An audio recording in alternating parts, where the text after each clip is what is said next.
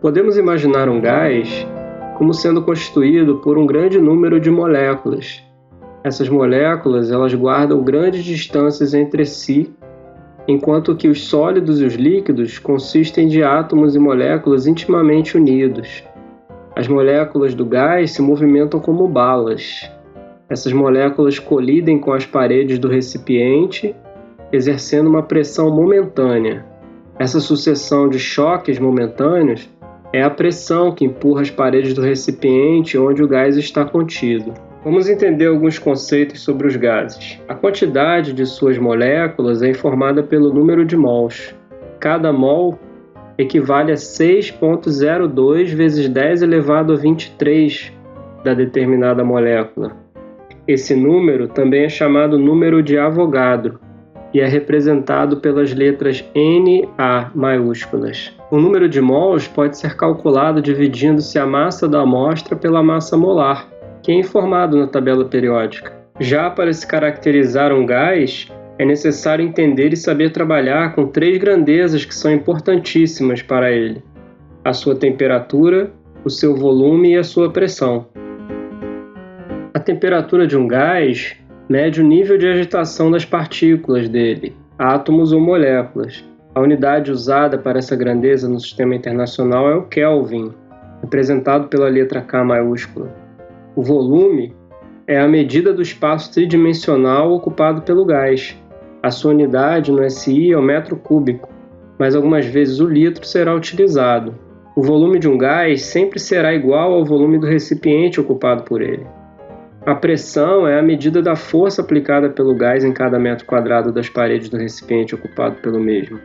Esta força é aplicada pelas partículas do gás que se chocam contra as paredes do recipiente.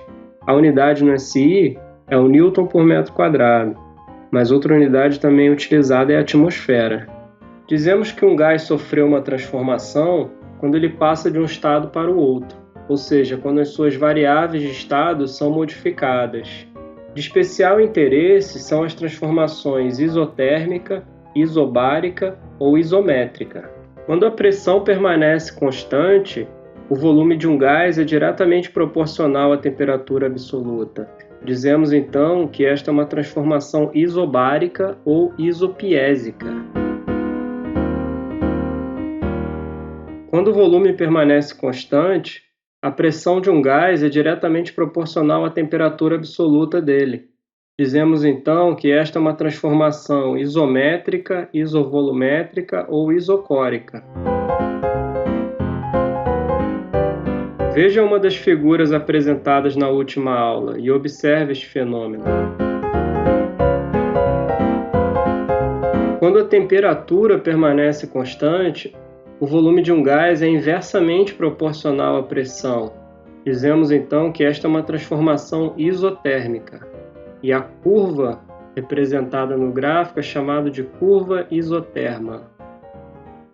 Na transformação adiabática, o gás não troca calor com o meio externo. Dizemos então que as paredes do recipiente são adiabáticas, como uma garrafa térmica, por exemplo. Neste caso, Q é igual a zero.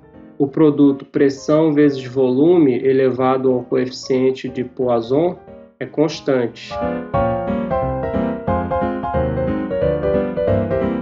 Em geral, todos os gases têm o mesmo comportamento quando estão bastante rarefeitos e se encontram a uma temperatura muito maior do que aquela em que se tornam líquidos. Para caracterizar o estado de uma certa massa gasosa é necessário o conhecimento das 3 grandezas: a pressão, o volume e a temperatura. Provocando-se uma variação em uma dessas grandezas, verifica-se que, em geral, as outras também se modificam, e esses novos valores caracterizam um outro estado de gás. Esses estados se relacionam através da equação apresentada na figura. Essa equação também é chamada de equação geral dos gases. Para encerrar a primeira parte deste conteúdo, precisamos falar de um tipo de gás muito especial, que é o gás ideal. Um gás ideal é um gás para o qual a pressão, o volume e a temperatura estão relacionados através da equação de Clapeyron.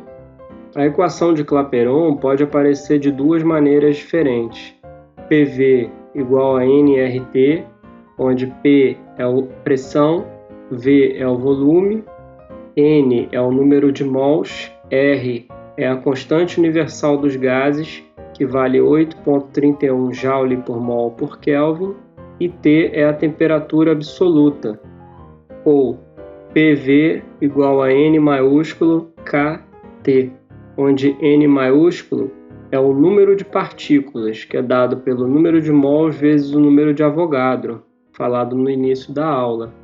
E o K é chamado constante de Boltzmann. Ela vale 1,38 vezes 10 elevado a menos 23 Joule por Kelvin. Ou então pode ser obtido por R dividido por NA.